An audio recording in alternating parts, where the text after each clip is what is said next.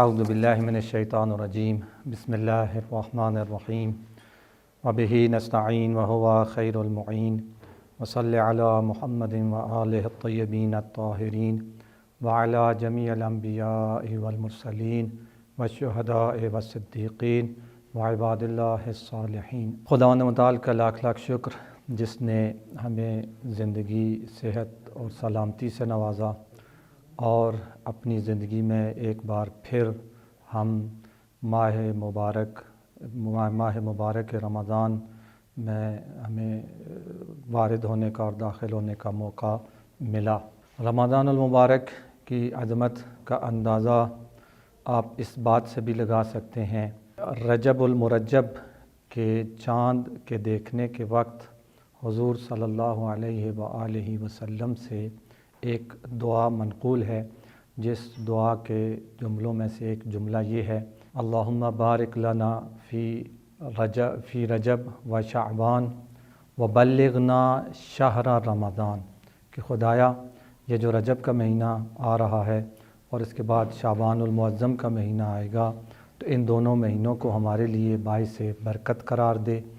اور ہمیں توفیق دے، ہمیں یہ سعادت دے کہ ہم ماہ مبارک تک پہنچ سکیں۔ یعنی رجب کا چاند دیکھتے ہی حضور ماہ مبارک کے لیے توفیق مانگ رہے ہیں کہ رمضان المبارک بھی مجھے نصیب ہو۔ تو یہ رحمت للعالمین اور حبیب کبریا کی آرزو اور خواہش ہے، جو پہلی رجب یعنی جب چاند نظر آتا ہے رجب کا، تو اس وقت خدا سے یہ دعا مانگتے ہیں کہ بلغنا شہر رمضان۔ اور یہ ان کی وہ رحمت واسعہ ہے کہ یہ نہیں کہتے بلغنی، مجھے رمضان المبارک تک پہنچا دے، بلکہ فرماتے ہیں بلغنا شہر رمضان، کہ ہم سب کو شہر رمضان المبارک کی برکتوں سے استفادہ کرنے کی توفیق عطا فرما۔ تو یہ خواہش سردار الانبیاء ہے ماہ مبارک کو درک کرنا، اور خدا نے ہمیں توفیق دی کہ ہم آج ماہ مبارک کو ایک بار پھر اپنی زندگیوں میں دیکھ رہے ہیں، اور خدا سے یہ دعا بھی کرتے ہیں کہ ہمیں اس عظیم مہینے کی برکتوں، رحمتوں اور عظمتوں سے فائدہ اٹھانے کی، بلکہ بھرپور فائدہ اٹھانے کی توفیق عطا فرمائے۔ میں آپ کی خدمت میں اسی ماہ مبارک کے حوالے سے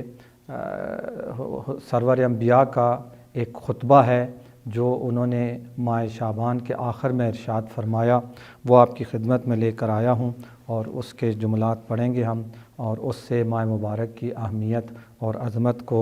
جاننے کی کوشش کریں گے۔ بہت مشہور معروف اہل علم میں یہ خطبہ ہے، خطبہ شعبانیہ کے نام سے،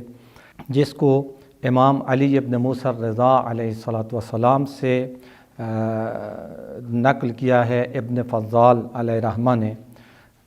اپنے والد سے، اور انہوں نے امام علی ابن موسیٰ الرضا علیہ السلام سے اس خطبے کو نقل کیا، اور انہوں نے اپنے والد امام موسیٰ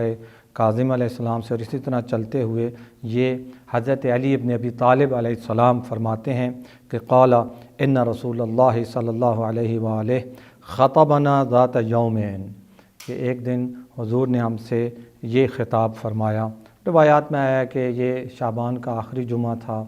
اور بعض روایات میں ہے کہ بالکل شعبان کے آخری ایام میں سے کوئی دن تھا کہ حضور نے یہ خطبہ ارشاد فرمایا، کہ فرماتے ہیں قال رسول اللہ صلی اللہ علیہ وآلہ ایھا الناس قد اقبل الیکم شہر اللہ بالبرکۃ والرحمۃ والمغفرہ۔ ایھا الناس، اے لوگو، ایھا المؤمنون، ایھا الاصحاب، ایھا العرب بھی کہہ سکتے تھے، لیکن حضور نے کہا ایھا الناس، یعنی لوگوں کو مخاطب کیا، اے لوگو، اے مومنو، اے مسلمانوں، اے میرے اصحاب، اے عرب والو۔ اپنے خطاب کو محدود نہیں کیا، اگر کہتے اے عرب والو تو یہ عربوں سے خطاب تھا، اگر فرماتے اے مسلمانوں تو یہ صرف مسلمانوں سے خطاب تھا، اگر فرماتے اے مومنوں تو یہ صرف صاحبان ایمان سے خطاب تھا۔ فرمایا نہیں، یا ایھا الناس، اے لوگو۔ لوگو ایک ایسا عنوان ہے جس میں مومن بھی آ جاتے ہیں، مسلمان بھی اس میں شامل ہیں، عرب بھی اس میں شامل ہیں، اصحاب بھی اس میں شامل ہیں، غیر عرب بھی اس میں شامل ہیں، مسلمان بھی اس میں شامل ہیں، غیر مسلم بھی اس میں شامل ہیں، مومن بھی اس میں آتے ہیں، غیر مومن بھی، یعنی ہر انسان، ہر مرد و زن اس خطاب میں شامل ہے۔ یعنی حضور جو فرما رہے ہیں کہ یا ایھا الناس، یعنی اے پوری دنیا کے انسانوں، اور صرف اس دور کی دنیا کے انسانوں نہیں بلکہ قیامت تک جتنے بھی انسان آئیں گے سب سے یہ حضور کا خطاب ہے۔ دوسرے لفظ میں مجھ سے حضور کا یہ خطاب ہے، آپ اس خطاب کے مخاطب ہیں، حضور آپ سے فرما رہے ہیں، ہم سب سے حضور فرما رہے ہیں انہو قد اقبل علیکم شہر اللہ، بے تحقیق قد اقبل آ گیا ہے علیکم تمہاری طرف شہر اللہ، اللہ جل جلالہ کا مہینہ۔ کوئی بھی چیز ہوتی ہے اس کی عظمت کا اندازہ اس کی یا اپنی ذات سے لگایا جاتا ہے یا اس کی جس ذات کے ساتھ نسبت ہوتی ہے اس کے ساتھ لگایا جاتا ہے۔ کائنات میں خداوند متعال سے بڑی کوئی ذات نہیں ہے، خداوند متعال لیس کمثلہ شیء، اس جیسی کوئی چیز کائنات میں ہے ہی نہیں، یکتا و تنہا، اللہ احد، قل هو اللہ احد، تنہا ہے، ایسا تنہا ہے کہ اس کا کوئی دوسرا نہیں۔ اور پھر جس چیز کی خدا کے ساتھ نسبت ہو جائے، شہر اللہ، اللہ جل جلالہ کا مہینہ، تو اس سے پھر اس مہینے کی عظمت اجاگر ہونا شروع ہو جاتی ہے کہ جس مہینے کی نسبت خدا کے ساتھ دی جائے۔ ایک دفعہ ہم کہتے ہیں یہ کسی ایک عام آدمی کی چیز ہے، ایک دفعہ کہتے ہیں یہ کسی سرکاری شخصیت کی چیز ہے، ایک دفعہ کہتے ہیں کسی عالم کی، ولی کی، مجتہد کی، یعنی جو جس چیز کے ساتھ اس کی نسبت ہوتی ہے وہ بڑھتی جاتی ہے، اس چیز کی اہمیت بڑھتی چلی جاتی ہے۔ تو شہر اللہ، اللہ جل جلالہ کا مہینہ، خدا کا مہینہ، حالانکہ سارے مہینے خدا کے مہینے، محرم بھی خدا کا مہینہ ہے، سفر بھی، ربیع الاول بھی، ذی الحج بھی، ذی القعدہ، جتنے یہ 12 کے 12 مہینے ہیں یہ سب خدا کے مہینے ہیں، لیکن ان میں سے رمضان المبارک کو خاص طور پر کہنا کہ شہر اللہ، اللہ کا مہینہ، تو یہ باقی مہینوں پر اس مہینے کی فضیلت اور عظمت کو ظاہر کرتا ہے۔ تو فرمایا کہ اللہ کا مہینہ تمہاری طرف آن پہنچا ہے بالبرکت، برکت کے ساتھ، والرحمت، اور رحمت کے ساتھ، والمغفرت، اور مغفرت کے ساتھ۔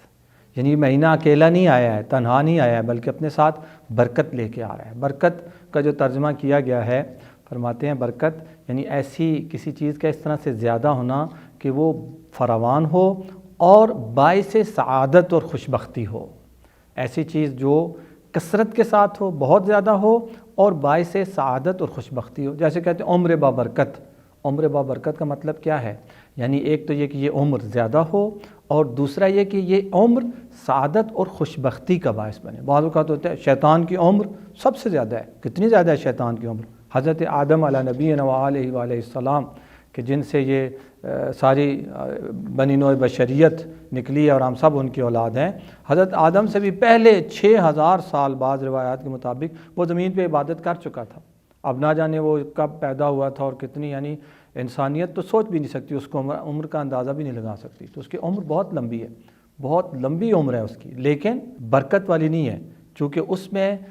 سعادت نہیں ہے۔ تو یہ مہینہ بھی برکت والا مہینہ ہے، یعنی اس کے اندر بھی کثرت پائی جاتی ہے، اور کثرت بھی ایسی کہ جو سعادت اور خوشبختی کا باعث بنتی ہے۔ کہ یہاں پہ ہم دیکھتے ہیں، آپ دیکھیے ماہ مبارک میں، ابھی آگے اس خطبے میں بھی انشاءاللہ آئے گا کہ اس میں سانس لینا بھی عبادت ہے، اس میں قرآن کی ایک آیت پڑھیں، قرآن کے پورے قرآن کے ختم کرنے کا ثواب، یعنی وہ آگے انشاءاللہ آئے گا اس کی تفصیل کہ یہ کیسے برکت والا ہے، کس طرح سے انسان راتوں رات کہاں سے کہاں پہنچ سکتا ہے۔ شب قدر 1000 سال سے افضل رات، بہتر رات، خیر من 1000 شہر، 1000 مہینوں سے بہتر، برابر نہیں فرمایا، 1000 مہینوں سے بہتر، بہتر 1001 بھی ہو سکتا ہے اور 2000 بھی ہو سکتا ہے، 10,000 بھی ہو سکتا ہے، چونکہ وہ انسان کی معرفت، اس کے عمل اور اس کی نیت اور خلوص کے اوپر ہے۔ تو 1000 مہینوں سے بہتر ایک رات ہے اس مہینے کی، تو یہ برکت والا مہینہ ہے۔ والرحمہ، اور رحمت والا مہینہ ہے۔ رحمت یعنی اللہ کی بخشش، اللہ کی عطا، کہ اس مہینے میں اللہ دونوں ہاتھوں سے، یعنی ایک تشبیہ وہ مثال عرض کر رہا ہوں، ورنہ خداوند تعالی کے ہاتھ اس معنی میں نہیں ہے جس معنی میں ہمارے ہاتھ ہیں۔ ہم ایک مطلب کو تقریب ذہن کے لیے سمجھانے کے لیے کہ اللہ اپنے دونوں ہاتھوں سے اس مہینے میں بانٹتا ہے۔ والمغفرہ، اور مغفرت بھی ساتھ لے کر آ رہا ہے، غفران، بچانا اپنے آپ کو جہنم سے، خدا کے غضب سے، خدا کی ناراضگی سے بچانے کا مہینہ ہے۔ ظاہراً وہ بعض روایات میں جو آیا ہے کہ اس کا پہلا عشرہ برکت والا ہے، پہلے 10 دن، دوسرے 10 دن رحمت والے، تیسرے 10 دن مغفرت والے، تو وہ بھی شاید اسی خطبے سے اقتباس ہو، اور یہ دونوں ایک دوسرے کے لیے مؤید اور تائید کرتے ہیں کہ یہ برکتوں والا، رحمتوں والا اور مغفرتوں والا، اپنے آپ کو خدا کے عذاب سے، خدا کی ناراضگی سے، خدا کی دوری سے بچانے کا مہینہ ہے۔ اس لیے بعض روایات میں یہ بھی ظاہراً حضور سے روایت ہے کہ جس میں آیا ہے کہ حضور فرماتے ہیں کہ بدبخت اور بد نصیب ہے وہ شخص کہ جس کے مثلا والدین ہوں اور ان کی خدمت کر کے وہ اپنے آپ کو جہنم سے نہ بچا سکے۔ اسی طرح سے بدبخت اور بد نصیب ہے وہ شخص کہ جس پہ ماہ مبارک آئے اور پورا مہینہ گزر جائے اور وہ اپنے آپ کو نہ بخشوا سکے۔ میرے محترم ناظرین، اس مہینے میں یہ ایک بہترین موقع ہمیں ملا ہے کہ اس مہینے میں ہم اپنے آپ کو خدا کے عذاب سے، خدا کی ناراضگی سے، خدا سے دوری سے اپنے آپ کو بچائیں۔ یہ مہینہ خدا کے قریب ہونے کا مہینہ ہے، یہ مہینہ خدا کی رحمتوں اور برکتوں سے استفادہ کرنے کا مہینہ ہے۔ تو فرماتے ہیں آگے، شہر ہوا عند اللہ افضل الشہور، یہ جو اللہ کا مہینہ ہے، شہر، یہ ایک ایسا مہینہ ہے کہ عند اللہ، اللہ جل جلالہ کے نزدیک افضل الشہور ہے، ان جو باقی 11 مہینے ہیں ان 11 مہینوں میں سے سب سے زیادہ فضیلت والا مہینہ شہر رمضان ہے۔ وَأَيَّامُهُ أَفْضَلُ الْأَيَّامِ، اور اس مہینے کے دن باقی مہینوں کے دنوں سے افضل ہیں۔ وَلَيَالِهِ، اور اس مہینے کی راتیں، اس مہینے کی راتیں افضل اللیالی، باقی مہینوں کی راتوں سے زیادہ فضیلت والی ہیں۔ وَسَاعَاتُهُ أَفْضَلُ السَّاعَات، اور اس کی گھڑیاں باقی مہینوں کی گھڑیوں سے افضل ہیں، فضیلت والی ہیں۔ یعنی اس کا لمحہ لمحہ قیمتی ہے، اس کا دن قیمتی ہے، اس کی رات قیمتی ہے، ہر وقت اس کا جو ہے صبح و شام ہر وقت اس کا قیمتی ہے، اور اس قیمتی وقت سے قیمتی استفادہ کرو۔ ہوا شہر دعیتم فیہ الی ضیافت اللہ، یہ وہ مہینہ ہے جس مہینے میں دعیتم، تم سب کو دعوت دی گئی ہے، فیہ، اس مہینے میں، الی ضیافت اللہ، اللہ جل جلالہ کی طرف سب کو بلایا گیا ہے، سب کو دعوت ہے۔ اب یہاں سے آپ دیکھیے شروع میں کیا فرمایا تھا، ایھا الناس، اے لوگو، اے لوگو، میں نے عرض کیا یہ نہیں کہا کہ اے مسلمانوں، اے مومنوں، اے اصحاب، اے عرب، اے میرے ماننے والوں، اے میرے چاہنے والوں، بلکہ فرمایا اے لوگو، جو بھی ہو، چاہے مجھے مانتے ہو چاہے مجھے نہیں مانتے ہو، چاہے میرے محب ہو چاہے میرے محب نہیں ہو، چاہے میرا کلمہ پڑھتے ہو چاہے میرا کلمہ نہیں پڑھتے ہو، جو بھی لوگ ہو، جو بھی حضرت آدم کی اولاد ہو، سب کے لیے ہے کیا، دعیتم فیہ الی ضیافت اللہ، تم سب کو خدا نے اس مہینے میں اپنا مہمان بنایا ہے، دعوت کی ہے تمہاری۔ اور عزیزان، دعوت نامہ ہے، یہ دعوت نامہ ہے، لیکن کون مہمان بنے گا یہ فیصلہ ہر شخص نے خود کرنا ہے۔ دعوت کا آ جانا خود بہت بڑی فضیلت ہے۔ شہر کا کوئی بڑی شخصیت یا صوبے کا یا مثلا ملک کا، فرض کریں وزیر اعظم یا وزیر اعلیٰ اپنے ہاں ایک دعوت کا اہتمام کرتا ہے، ہمیں بھی اس میں بلایا جاتا ہے، دنیاوی نقطہ نظر سے یہ ہماری بہت بڑی سعادت اور فضیلت ہے۔ ہم ہر ایک کو بتاتے پھریں گے، کل یا پرسوں مثلا سی ایم صاحب، سی ایم ہاؤس میں دعوت ہے، مجھے اس میں بلایا گیا ہے، میں اس میں شریک ہوں گا، اس کے لیے تیاری کریں گے، اپنے آپ کو آمادہ کریں گے اور خوشی سے پھولے نہیں سمائیں گے۔ تو جتنی بڑی شخصیت ہوتی ہے دعوت کرنے والی، اتنا انسان کے لیے اپنے لیے یہ باعث فخر سمجھتا ہے، اور کائنات میں خدا و تعالی سے بڑی شخصیت کون ہو سکتی ہے۔ دعیتم فیہ الی ضیافت اللہ، خدا نے تمہاری دعوت کی ہے، خدا نے تمہیں اپنا مہمان بنایا ہے۔ ہم آپ سب خدا کے مہمان بن سکتے ہیں، اس نے ہمیں دعوت دی ہے، اس نے ہمیں بلایا ہے، سب کو بلایا ہے، صرف مسلمانوں کو نہیں، صرف مومنوں کو نہیں، صرف عربوں کو نہیں، صرف اصحاب کو نہیں، ساری دنیا کو، قیامت تک کی آنے والی دنیا کو خدا و تعالی نے ماہ مبارک میں دعوت دی ہے اپنا مہمان بننے کے لیے۔ لیکن کیا ہوتا ہے، دنیاوی دعوتیں بھی جو ہوتی ہیں، ہم ہمیں بہت ساری دعوتیں ملتی ہیں، بہت ساری دعوتوں میں ہم جاتے ہیں اور بہت ساری دعوتوں میں ہم نہیں جاتے۔ کارڈ آیا ہوتا ہے، دعوت نامہ آیا ہوتا ہے، ہمیں بلایا گیا ہوتا ہے، فون کیا گیا ہوتا ہے، فرد بھیجا گیا ہوتا ہے ہمیں بلانے کے لیے، دعوت دینے کے لیے، لیکن ہم بعض اوقات دعوت میں نہیں جاتے۔ مختلف وجوہات ہوتی ہیں۔ بعض اوقات ممکن ہے خوشی کے ایام ہوتے ہیں، مثلا شعبان آتا ہے، ذی الحج کا مہینہ آتا ہے، ایسے مہینے آتے ہیں خوشیوں والے، تو اس میں بہت ساری لوگوں کی خواہش ہوتی ہے، شادیاں کرتے ہیں، شادیاں ہو رہی ہوتی ہیں۔ بعض اوقات ایسے ہوتا ہے کہ ایک ہی وقت میں دو شادیاں ہیں، دونوں جگہ دعوت ہے،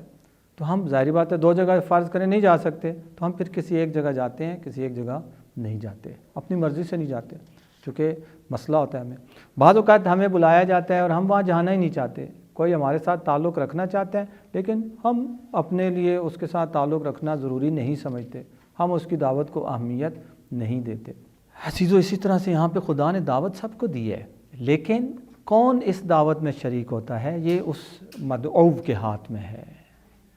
سارے شریک نہیں ہوتے۔ جس طرح انسان جب دعوت کرتا ہے، بہت ساروں کو بلاتا ہے، تو سارے مہمان نہیں آتے، بہت سارے مہمان رہ جاتے ہیں مختلف وجوہات کی بنا پر۔ تو کون اس دعوت میں آتا ہے اور کون نہیں آتا، یہ فیصلہ بھی آگے اسی خطبے میں بتایا جائے گا کہ کون پھر خدا کا مہمان بنتا ہے اور کون نہیں بنتا۔ دعوت کی حد تک خدا نے سب کو دعوت دی ہے،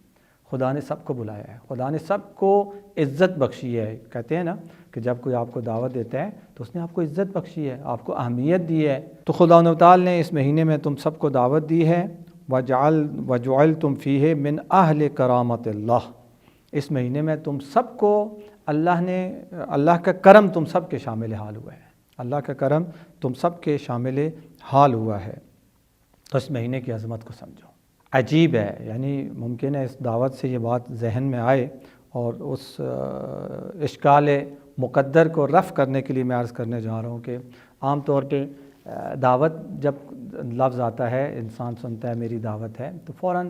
سب سے پہلی چیز جو ذہن میں آتی ہے وہ شکم سے متعلق آتی ہے، کھانے پینے کے متعلق آتی ہے۔ ایک دعوت ہے، یقیناً وہاں پہ کھانے پینے کا بندوبست ہوگا، لیکن یہ ماہ مبارک میں جو خدا و تعالی نے ہماری دعوت کی ہے، تو اس دعوت میں جب ہم عملی طور پر دیکھتے ہیں تو اس میں ہمیں بھوک اور پیاس نظر آتی ہے۔ سارا دن اذان فجر صادق سے لے کر مغرب تک کوئی چیز اس دہن مبارک سے اندر نہیں جانی چاہیے، کوئی چیز کھا پی نہیں سکتے آپ۔ سب سے پہلا جو مفطر بتایا گیا روزے کے لیے وہ کھانا پینا ہے، کھانا پینا بند ہو جاتا ہے۔ تو ممکن ہے کسی کے ذہن میں آئے کہ یہ کیسی دعوت ہے کہ جس میں کھانا پینا ہی ممنوع ہے۔ تو عزیزو، ظاہراً چھٹے امام جعفر صادق علیہ السلام سے یہ روایت منقول ہے کہ گزشتہ زمانوں میں بنی اسرائیل اور اس زمانوں میں 3 شخص تھے جو اپنے علاقے سے نکلے کسی سفر پر۔ راستے میں شام ہو گئی، رات قریب جب آئی تو ایک بستی آبادی تھی۔ اس وقت تو ہوٹل اور یہ سسٹم نہیں ہوتے تھے، تو انہوں نے سوچا کہ اب رات ہم نے کہیں نہ کہیں بسر کرنی ہے، تو اگر ہم تینوں مل کر کسی بندہ خدا کے جا کے مہمان بنیں گے تو اس کے لیے زیادہ زحمت بنے گی۔ تو ایسا کرتے ہیں کہ ہم ایک خاص مثلا بستی سے باہر ایک جگہ تھی، کوئی درخت یا کوئی چیز، کہ وہاں پہ انہوں نے کہا کہ یہاں ہم ایک دوسرے سے جدا ہو جاتے ہیں، الگ الگ گلی محلوں میں جاتے ہیں اور الگ الگ لوگوں کے مہمان بنتے ہیں تاکہ ہم کسی ایک پر بوجھ نہ بنے۔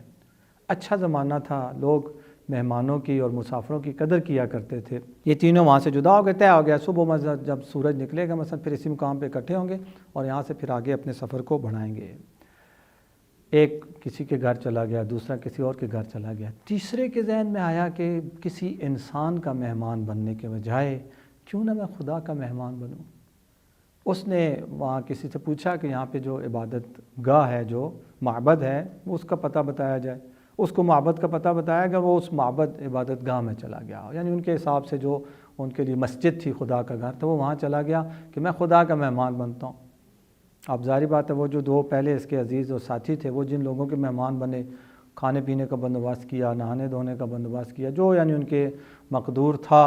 انہوں نے اس کے لیے بستر ساری چیزیں انہوں نے فراہم کی ان دونوں کے لیے، اور انہوں نے ایک پرسکون اور تھکاوٹ دور کرنے والی رات گزار دی۔ اور یہ جو معبد